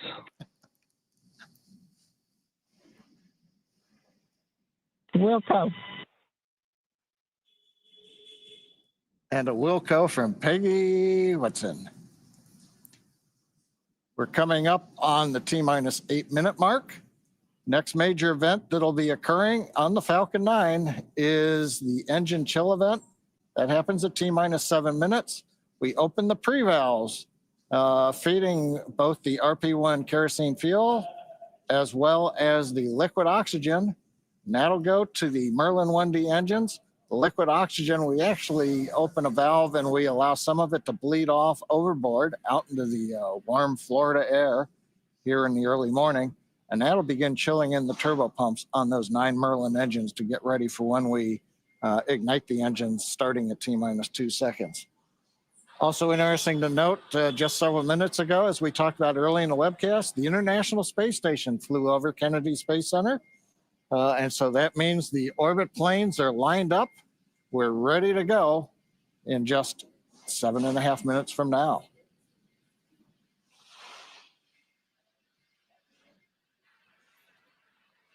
Now, while we're getting ready to open the pre-valves, which is one of those what we might call significant events in the life of the Falcon 9 as we count down, we'll also be chilling in the upper stage engine.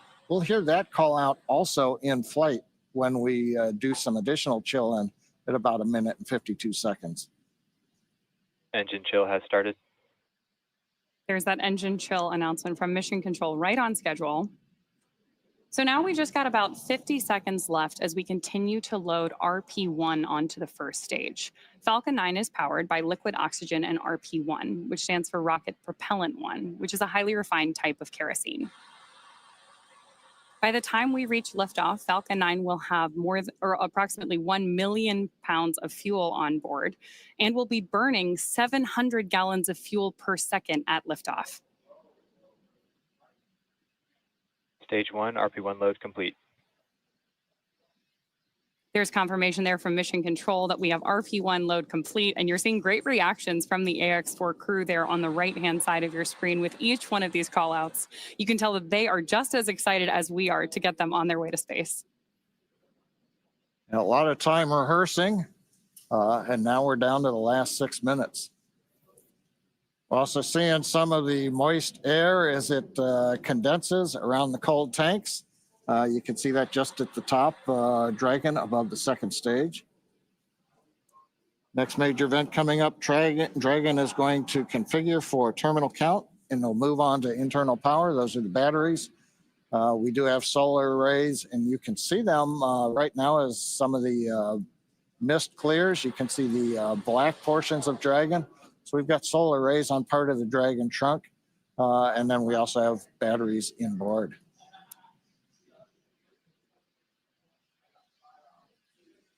Now we have completed loading fuel on both the first and second stage. We're still loading liquid oxygen onto both stages.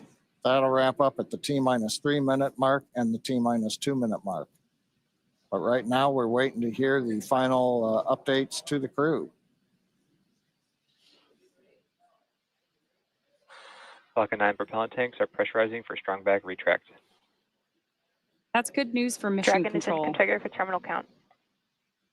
There we heard that we are pressurizing Falcon 9 for strong back retraction. The strong back is the tall structure standing right to the left of the rocket right now. And we pressurize Falcon 9 so that we can begin to retract that support structure away from the vehicle ahead of liftoff. Great view there of Dragon sitting Strong back retract has started on top of Falcon 9. And we'll look for those clamp arms around the base of Dragon just beneath those solar panels John was just talking about to begin opening up so the strong back can pull away. The strong back is used both to move Falcon 9 out to the launch pad ahead of liftoff and to provide all of the fuel and comm umbilicals that we're using in the lead up to launch. There are those clamp arms opening up. And then we'll see the strong back pull just about 2 degrees away from Falcon 9 in the final lead up to launch. Then at liftoff, it'll move to a full 45 degrees away from the rocket. Great live shots there of the capsule on board the rocket here. Yeah, Ronnie, it takes about 20 seconds for the hydraulics to open up those clamp arms that held onto the second stage. Then about 30 seconds, it's hard to see, but that strong back will move just a couple degrees away. And with that, we are just about 30 seconds away from the expected call out that LOX load has been completed on board our first stage.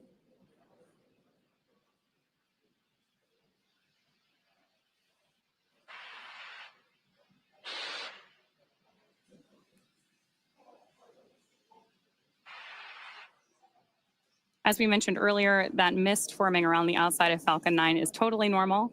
That's just some of that. Stage 1, LOX load complete. Some of that liquid oxygen that has now been fully loaded on board to stage 1, venting out into the warm Florida air and condensing into clouds.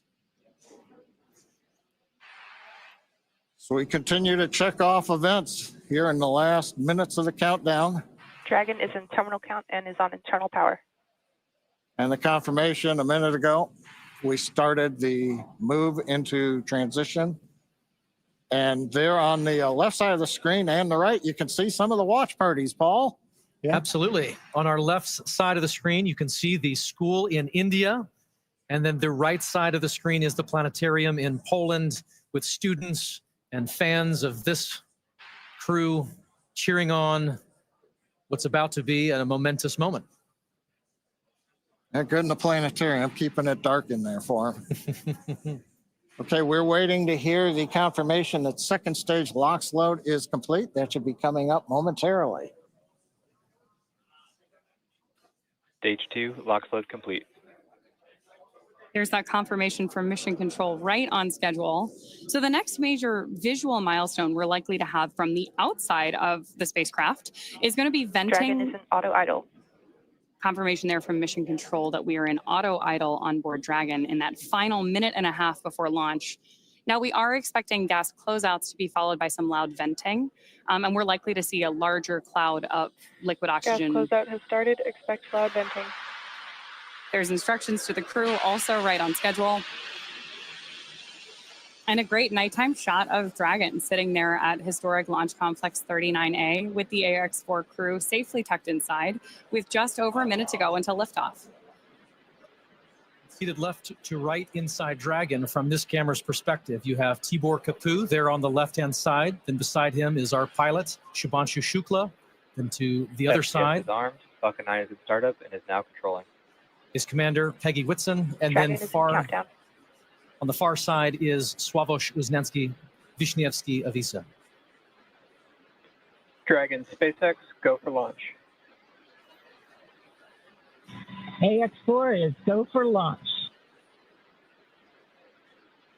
That is great news for mission control and from our crew on board Dragon. With that, we are just at T-minus 30 seconds. 30 seconds.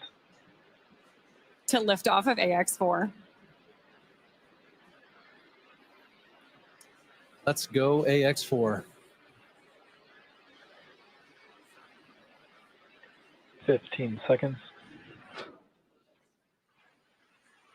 T minus 10, 9, 8, 7, 6, 5, 4, 3, 2, 1. Ignition and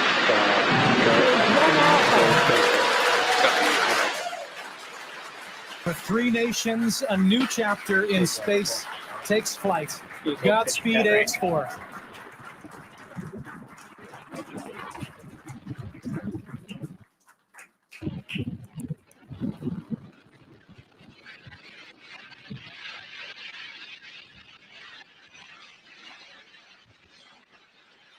T plus 30 seconds into flight with the Axiom 4 crew on board Dragon, headed to the International Space Station.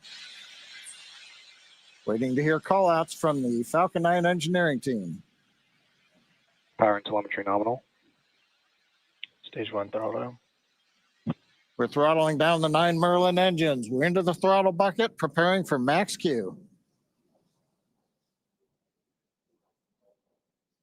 Max Q.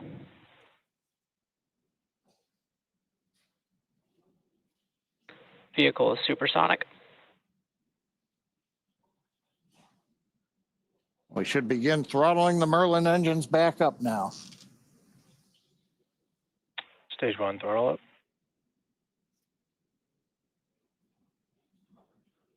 Mission control confirming Stage 1 Bravo. that throttle up, and we Copy, are 1 Bravo.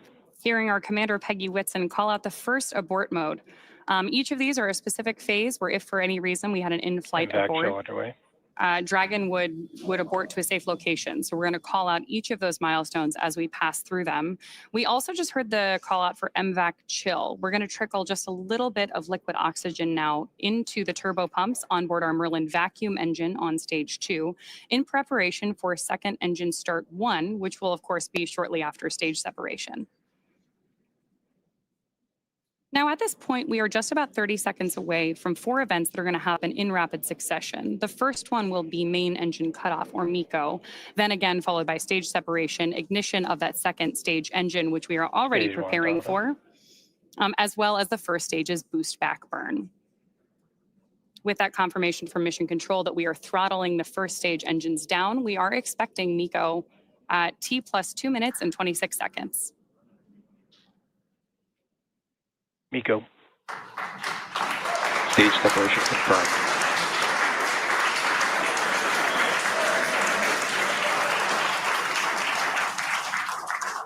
Stage 1 boost back startup, back ignition. There we had confirmation of all 4 of those events.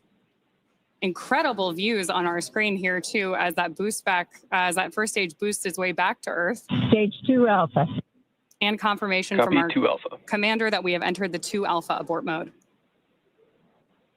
Of course, we're getting lots of cheers from behind us here at Mission Control here in Hawthorne, California as well. And at this point, our AX4 crew is on their way to space. The view you have on your screen right now is our MVAC engine burning for that second engine first burn. We're expecting that SECO here, second engine cutoff, which will likely be called out over the nets as SECO in just a couple of minutes.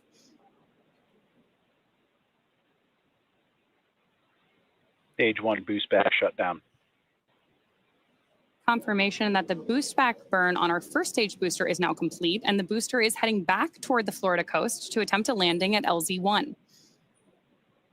At this point, stage 1 is actually still coasting to apogee. We're about to deploy those grid fins so that we can steer the vehicle as it enters the Earth's atmosphere. Dragon, SpaceX, nominal trajectory. And that call out from mission control means Dragon that copies, nominal trajectory. everything is right on track. T plus 4 minutes, everything continuing to go well. And we've got our first view of the crew. They're inside Dragon, second stage continuing to fire. Right now, second stage, just a little bit more than 1 G. There's so much propellant that even with a 220,000 pound thrust engine, takes a while before the G loads start to build up during the second stage flight. Meanwhile, first stage continuing to coast up to apogee, and that actually now, as you can see on the bottom left of your monitors, we have begun coming back down. It takes a couple minutes to go up, couple minutes to come back down. That first stage heading back to landing zone 1 at Cape Canaveral. All right. Dragon, SpaceX, nominal trajectory. Words we love to hear.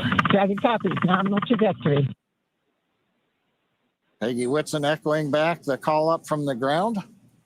Now our next major event coming up will be in about 1 minute and 10 seconds. That's going to be the entry burn. That's where we're going to light a single center engine on the first stage.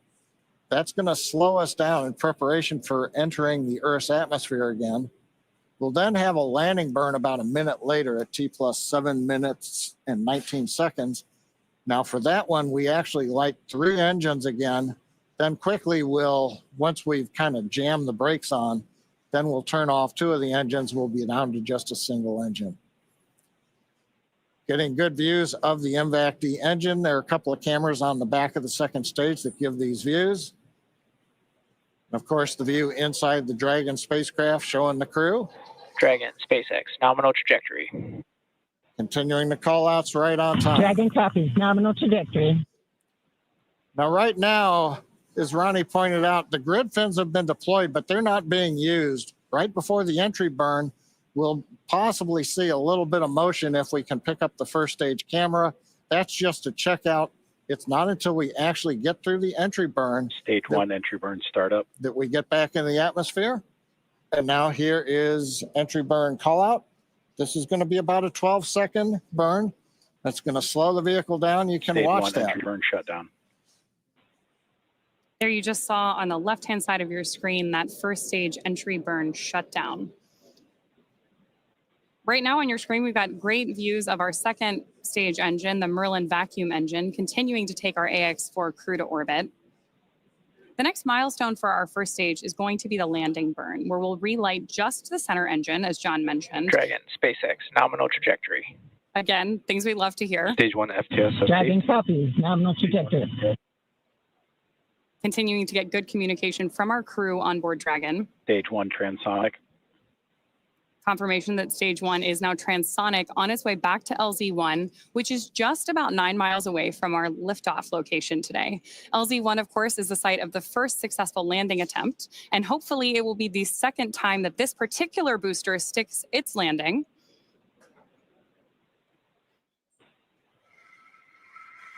Seeing those actuating of the grid fins that John mentioned. Stage 1 landing leg deploy. Stage 2 FTSS saved. Stage 1 landing confirmed. That was a picture-perfect landing. That was great. Absolutely stunning.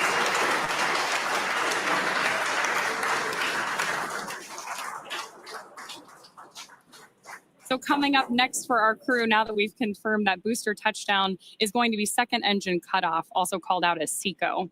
Then the second stage will coast for a few minutes until Dragon is commanded to separate from the second stage. There's our AX-4 crew awaiting that SECO call out here.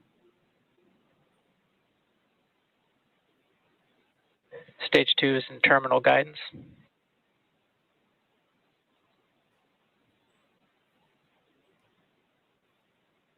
Good continued burn from our second stage engine there. Now at this point, our crew is experiencing about 3 Gs in the lead up to SECO 1, which of course will be their first taste of microgravity. SpaceX Dragon, Shannon. There's confirmation Copy, Shannon. of the Shannon abort mode.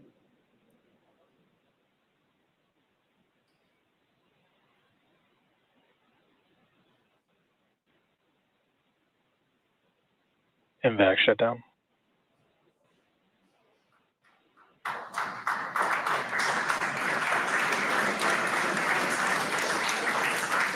SpaceX Dragon, we have a nominal orbit insertion.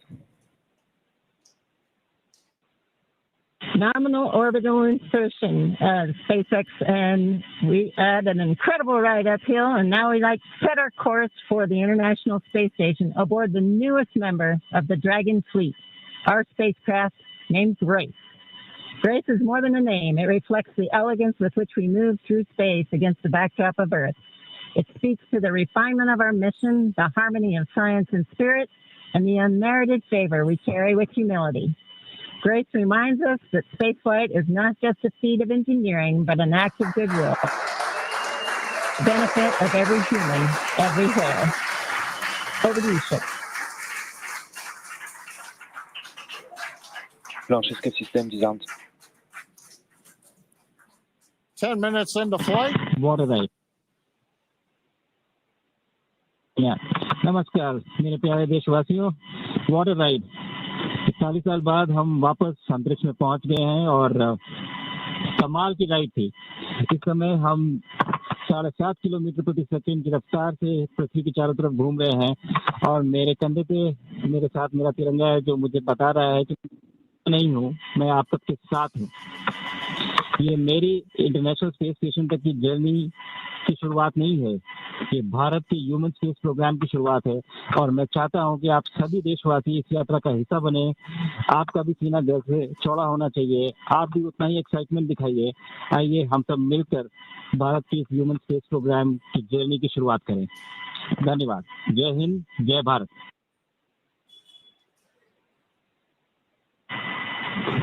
Thank you, Chuck.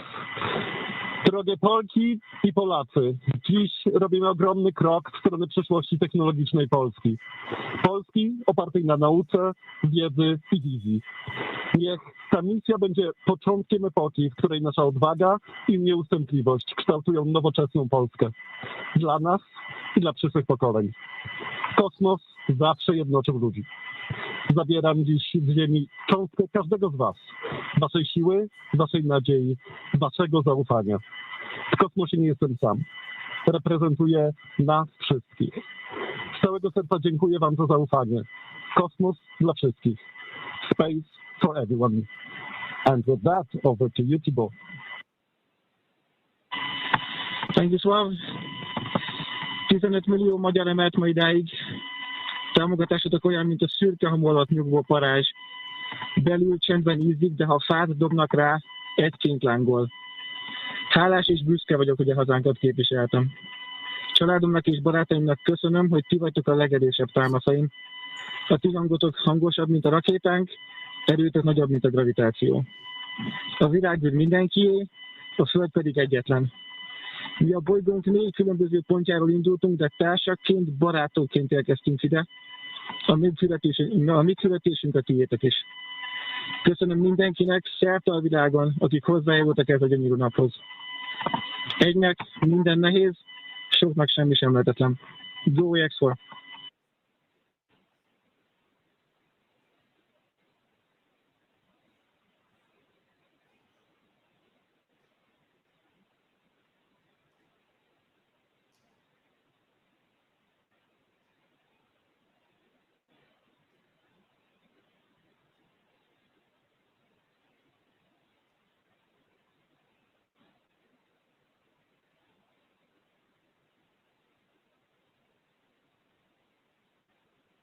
And we are getting some views inside of the newly named capsule that the crew Dragon SpaceX, announced today. On behalf of the entire SpaceX launch team, thank you. It's been a privilege to work with you so far, and we're excited for you to have a safe flight and a safe return home. Good things come to those who wait. Godspeed to the maiden crew of Grace.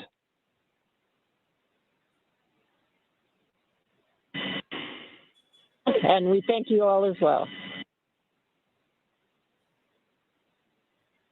And so with today's successful launch of Axiom 4, the teams at NASA's Johnson Space Center will continue to monitor Dragon's flight to the International Space Station over the next 28.5 hours.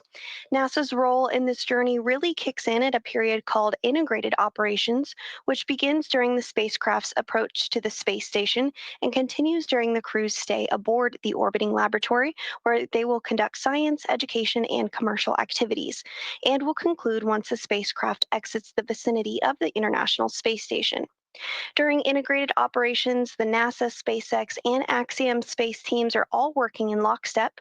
The teams here are preparing for a docking of Axiom 4 to the space station at 7 a.m. Eastern on Thursday morning, and will continue to monitor the approach until then. But for now, that will be it for us here in Mission Control Houston, but we'll be back with you at 5 a.m. Eastern for docking, hatch opening, and welcome coverage. So with that, back over to you, Hawthorne. Thanks so much, Sandra. Over the next 28 and a half hours, the Dragon spacecraft Grace will execute a series of burns to gradually raise and line up the AX-4 crew for docking with the International Space Station in what we refer to as the activation and rendezvous phase of flight. In just a few minutes, the crew will change out of their spacesuits to get a little bit more comfortable for flight and will enjoy their first meal aboard the spacecraft. Over the course of their flight, they will also have a rest period that will last for about 8 hours. Before they arrive at the space station, we will have 3 potential opportunities to chat briefly with the crew on orbit. While we're hopeful that one of these will work out, none of them are guaranteed as they're dependent both on crew schedule and ground station coverage. But if we are able to support, we'll make an announcement on our social media channels no later than 15 minutes before the event start time. In the meantime, be sure to keep tabs on this mission at axiomspace.com, and you can track Dragon's flight on spacex.com/launches. And even if we aren't able to talk live with the crew, we will continue to provide updates on the mission across our social media channels. And then as Dragon and the AX-4 crew approach the International Space Station tomorrow, June 26th, we will pick back up with our live joint coverage of the AX-4 crew's docking to the station with NASA. Please keep an eye on Axiom Space and SpaceX social channels for updates, as there will be plenty of incredible moments to share with you over the next 2 weeks. From all of us at Axiom Space, thank you, SpaceX. Thank you, NASA, for making today possible. Thank you to ISRO and ESA and Hunor for pursuing this endeavor with us. What started with joy now continues on with grace. We will see you very soon.